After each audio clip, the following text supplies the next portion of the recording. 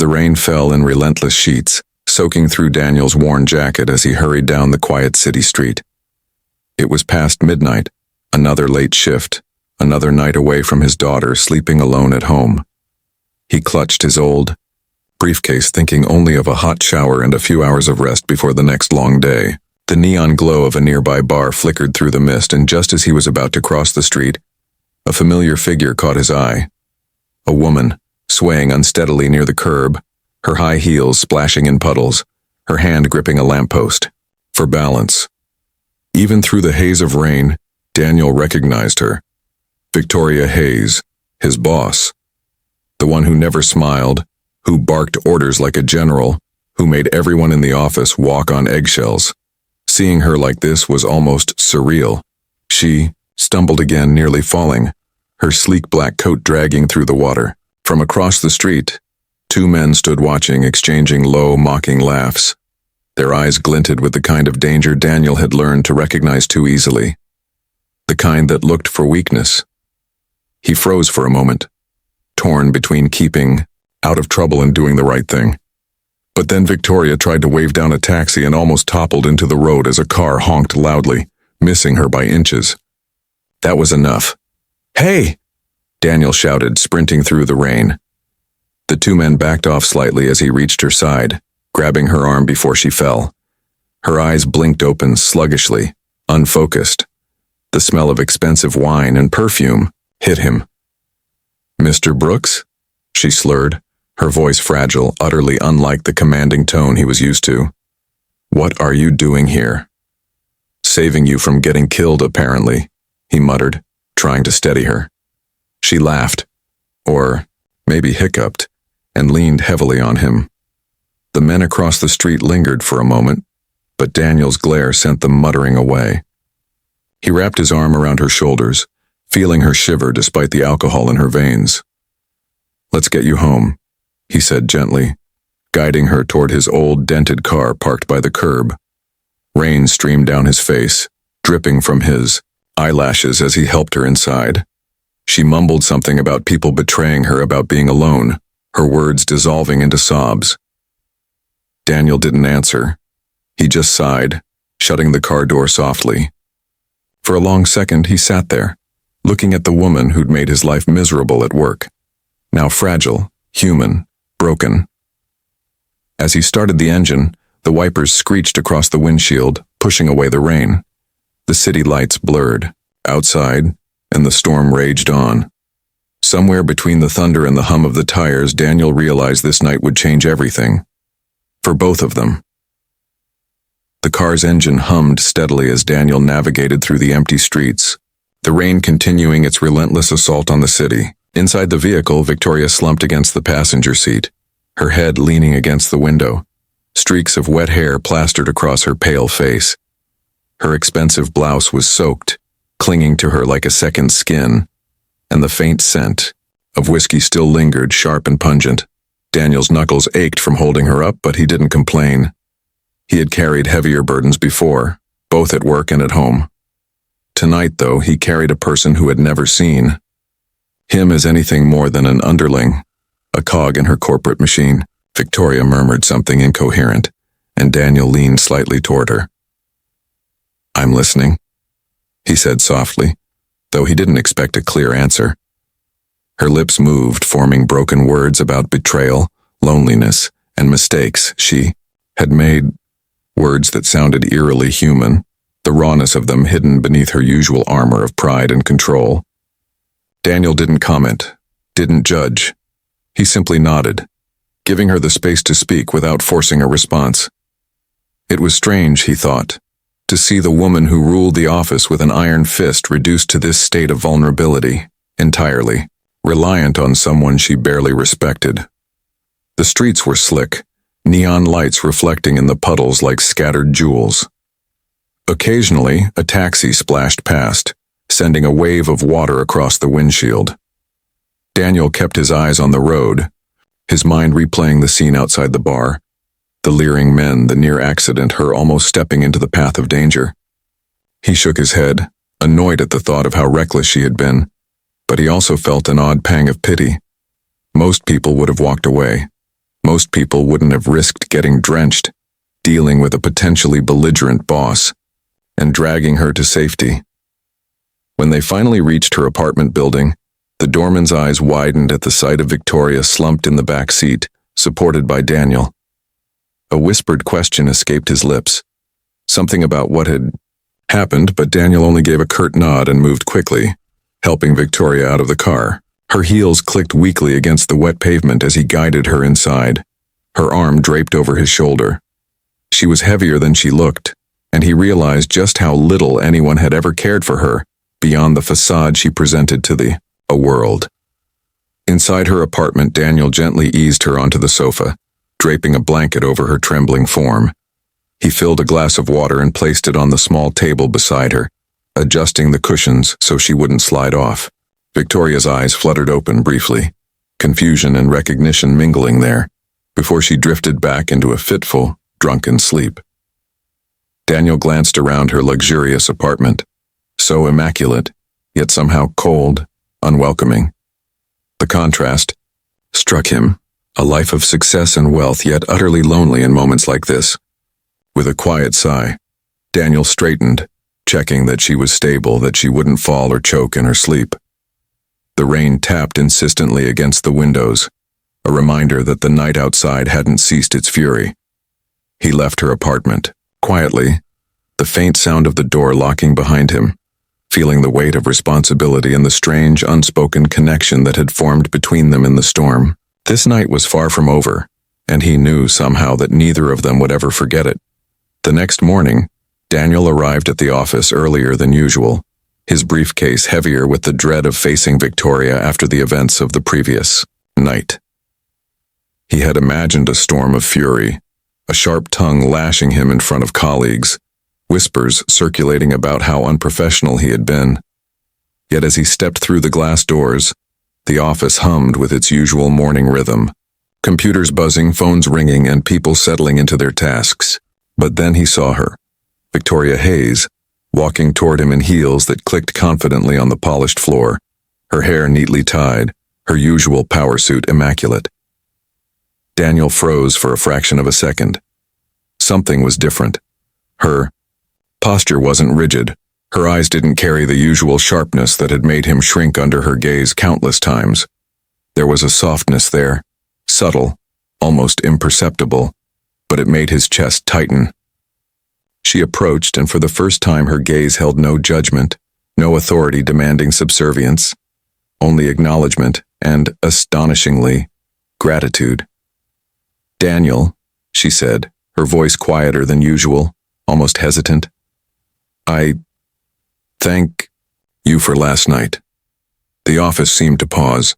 People whispered behind screens and cubicle walls, staring as the unthinkable unfolded, their formidable, untouchable boss expressing thanks to one of them.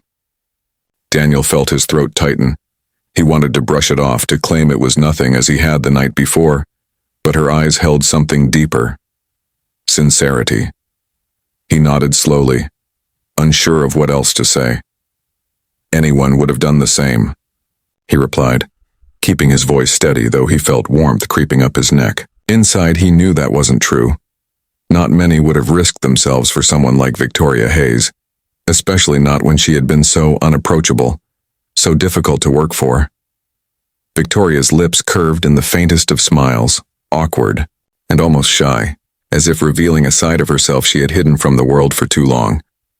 "I suppose I've been so focused on control, on appearances," she murmured, more to herself than him, "that I forgot people can be kind without expecting anything in return." Her words hung in the air, strange and almost philosophical, coming from the woman who usually measured life in terms of power and deadlines. Throughout the day, Daniel noticed subtle changes. Victoria moved through meetings with less tension, fewer biting comments. She asked questions that genuinely sought input rather than compliance, listened attentively, and even laughed quietly at a joke from a junior employee, a sound rare in the office and even rarer from her. Daniel's colleagues noticed too, exchanging confused glances, whispering that their boss had gone soft. By lunch, Victoria appeared at his desk with a small, careful smile. "If you're free later," she said, "maybe we can talk, privately." Daniel blinked, surprised, but nodded. She walked away and he watched her, the realization settling in. Last night had changed something fundamental in her. She was no longer just a boss or a figure of authority. She was a human being who had glimpsed vulnerability and, in turn, opened a door to her own. For the first time, Daniel felt a shift, a quiet recognition that the world could surprise him, that people could change, and that even the coldest hearts might hold warmth waiting for the right moment to emerge. The office buzzed around him, but in that instant, all he could hear was the echo of gratitude and the start of something unexpected, something fragile but real. In the days following that unforgettable night, the office environment shifted subtly, like the first signs of a breeze stirring a still lake. Daniel noticed it immediately. Victoria's sharp remarks, which had once cut through the office like a blade, had softened. She no longer hovered over every employee, no longer demanded perfection with an intensity that left everyone breathless and anxious. Even small interactions, once punctuated by her icy stare, now carried a hint of warmth, tentative, careful, but unmistakable. People whispered in corners, puzzled, some delighted, others skeptical. "Has she changed?" they asked. Daniel simply observed, knowing that what had happened went far deeper than a simple mood swing. Victoria herself seemed to be navigating a new awareness. During meetings, she asked for opinions instead of dictating them. When mistakes occurred, she offered guidance instead of scorn. Daniel watched from his desk as she listened to a junior colleague explain a complicated spreadsheet error, nodding thoughtfully, and then helping him troubleshoot rather than reprimanding him. There was a patience in her now, a quiet understanding that Daniel had never thought possible. It was as if the storm of the previous night had cleared a path for something inside her to emerge, something she had buried beneath years of ambition, loneliness, and relentless self-control. One afternoon, Victoria approached Daniel quietly as he packed up his things.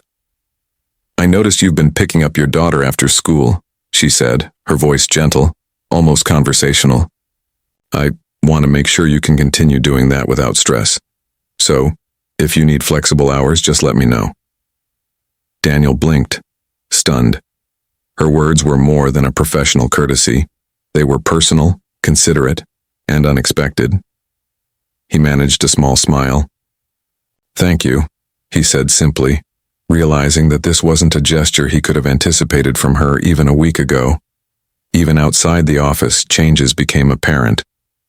Daniel began seeing Victoria in moments of quiet reflection, lingering at her office window, sipping coffee instead of rushing through the day. She occasionally paused to chat with staff, asking genuine questions about their families, their plans, their challenges. It was disarming to watch someone so accustomed to wielding power with precision, now displaying vulnerability and interest in others' lives. Rumors swirled, of course, speculation about a secret romance or personal crisis. But Daniel knew the truth. She had glimpsed kindness and human concern, and it had touched something deep within her, awakening empathy she had long ignored. One rainy afternoon, Daniel caught her alone in the break room. She was staring out the window, rain tracing delicate patterns against the glass, her expression unreadable. "I've spent so long protecting myself," she said softly, almost to herself. "I didn't realize how isolated I'd become. But last night you reminded me that it's possible to trust, to care without losing strength." Her words struck Daniel, not for their grandeur, but for their honesty. For the first time, Victoria Hayes was not the boss who demanded respect. She was a woman discovering what it meant to be seen, to be human, and to allow someone to care without expectation. In those days, the office became a quiet theater of transformation. Daniel noticed the smiles, the laughter, the subtle gestures of connection, and he understood that change, once sparked, could ripple through even the hardest hearts. Victoria, once untouchable, was no longer the same.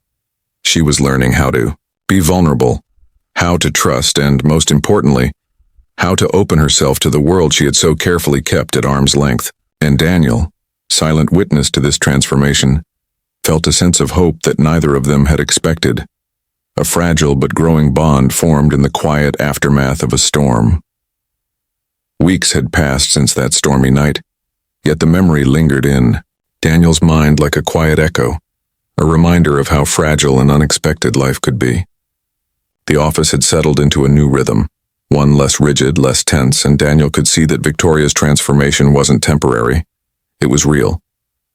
She moved through her days with a subtle warmth, her presence less intimidating, more human, and occasionally even approachable.